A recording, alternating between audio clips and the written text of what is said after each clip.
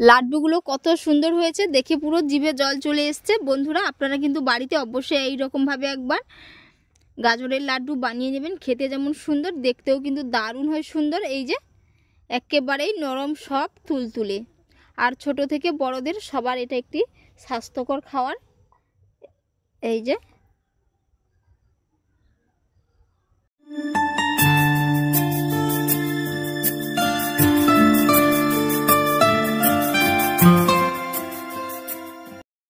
নমস্কার বন্ধুরা, আজকের রেসিপি হচ্ছে গাজরের লাড্ডু। তো এখানে আমি 250 গ্রাম গাজর নিয়েছি। গাজরগুলো খোসা খুব ভালো করে ছাড়িয়ে নিয়েছি এবং কেটে ধুয়ে পরিষ্কার করে নিয়েছি। সামনের দিকটা এবং পেছনের দিকটা একটু কেটে নিয়েছি। এবার আমি এখানে একটি গ্রেটার নিয়েছি। তো বন্ধুরা কম বেশি সবার বাড়িতে এই রকম গ্রেটার থাকে। গ্রেটার দিয়ে আমি ভালো করে গাজরগুলো গ্রেট করে নেব। আর এই গাজরগুলো কিন্তু সারা বছরই পাওয়া যায়, শীতের দিনে বেশি অ্যাভেলেবেল থাকে মার্কেটে। তো এই রকম করে গাজরগুলো আমি গ্রেট করে নেব। গ্রেট করে নিলে কিন্তু লাড্ডু বানাতে খুবই সুবিধা হয়। আপনারা চাইলে বটিতেও কুচি কুচি করে নিতে পারেন কিংবা শিলপাটাতেও বেটে নিতে পারেন। তো সব থেকে ভালো হয় এই গ্রেটারে গ্রেট করে নিলে। এই যে বন্ধুরা এইরকমভাবে সমস্ত গাজরগুলো আমি গ্রেট করে নেব। আর বন্ধুরা আপনারা কে কোথা থেকে ভিডিওটি দেখছেন অবশ্যই কিন্তু কমেন্ট করে জানাবেন। সাথে আজকের রেসিপি যদি আপনাদের ভালো লেগে থাকে একটি লাইক করে দেবেন। সমস্তগুলো খুব সুন্দর করে গ্রেট করে নিয়েছি। উনুন জেলে এইদিকে কড়াই বসিয়ে দিয়েছি। তো বন্ধুরা কড়াইয়ের মধ্যে এবার আমি অল্প করে একটু সাদা তেল দিয়ে দেব। আগে থেকে এখানে ঘি অ্যাড করলে ঘির ফ্লেভারটা পাওয়া যায় না, এর কারণে এখানে আমি একটু অল্প করে ছোট চামচের মাপ করে 2 চামচ সাদা তেল দিয়ে দিলাম। তো তেলটা খুব ভালো করে গরম করে নেব। এবার আমি এর মধ্যে গ্রেট করে রাখা গাজরগুলো দিয়ে দেব।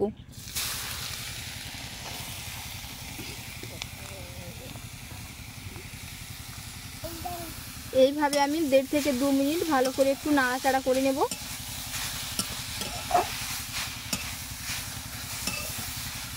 আর বন্ধুরা আপনি যদি আমার চ্যানেলে নতুন বন্ধু হয়ে থাকেন অবশ্যই চ্যানেলটিকে লাইক শেয়ার সাবস্ক্রাইব করে নেওয়ার অনুরোধ থাকলো।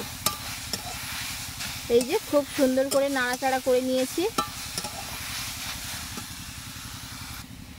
গাজরটা অনেকটাই কিন্তু সেদ্ধ হয়ে গেছে। এবার আমি এর মধ্যে দিয়ে দেব 1 কাপ লিকুইড দুধ। তো বন্ধুরা আপনারা চাইলে এখানে গুঁড়ো দুধও অ্যাড করতে পারেন জলের সাথে মিশিয়ে। দুধটা আগে থেকে জাল করা ছিল, জাল করে আমি ঠান্ডা করে নিয়েছি। তো বন্ধুরা এখানে আমি কিছু ড্রাই ফ্রুটস অ্যাড করে দিচ্ছি, আপনারা আপনাদের পছন্দ অনুযায়ী অ্যাড করে দিতে পারেন। এবার এর মধ্যে আমি 1 চিমটে মতো লবণ দিয়ে দিলাম। তো বন্ধুরা মিষ্টি কোনো খাবারে লবণ দিলে কিন্তু তার টেস্ট পুরো দ্বিগুণ হয়ে যায়। তো এর কারণে এখানে আমি 1 চিমটে লবণ দিলাম যাতে মিষ্টির ব্যালেন্সটা ধরে রাখতে পারে। এইদিকে দুধটা কিন্তু অনেকটাই শুকিয়ে গেছে। এবার এর মধ্যে আমি 1 কাপ চিনি দিচ্ছি। চিনি দেওয়ার পরে এই যে এর থেকে একটু জল বেরিয়ে গেছে। চিনিটা যেহেতু মেল্ট হচ্ছে এর কারণে, তো এটা শুকনো শুকনো হয়ে গেলে আমি কিন্তু নামিয়ে নেব। চিনিটা পুরো আঠালো ভাব চলে আসবে। এবারে দেখতেই পাচ্ছেন পুরো জলটা শুকিয়ে গেছে আর পুরো একেবারে আঠালো চ্যাটচ্যাটে ভাব চলে এসছে। তো এবার আমি চুলার ফ্লেমটাকে একেবারেই বন্ধ করে দেব। দিয়ে এর মধ্যে 1 চামচ মতো ঘি দিয়ে দেব, দিয়ে কড়াই থেকে তুলে নেব। 1 চামচ গলানো ঘি দিয়ে দিলাম এর মধ্যে। এবার এটা আমি তুলে কিছুটা ঠান্ডা করে নেব।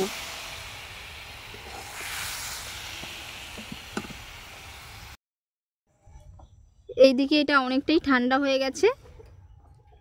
তো এবার আমি এগুলো লাড্ডুর শেপ দিয়ে দেবো। এরকম করে সমস্তগুলো বানিয়ে নেব। তো বন্ধুরা আজকের রেসিপি আপনাদের কেমন লাগলো অবশ্যই আপনারা কমেন্ট করে জানাবেন এবং বাড়িতে অবশ্যই একবার এইরকমভাবে বানিয়ে নেবেন। খেতে পুরো দুর্দান্ত হয়। তো আপনারা ভালো থাকবেন, সুস্থ থাকবেন। আপনাদের সাথে নেক্সট অন্য একটি রেসিপিতে দেখা হচ্ছে।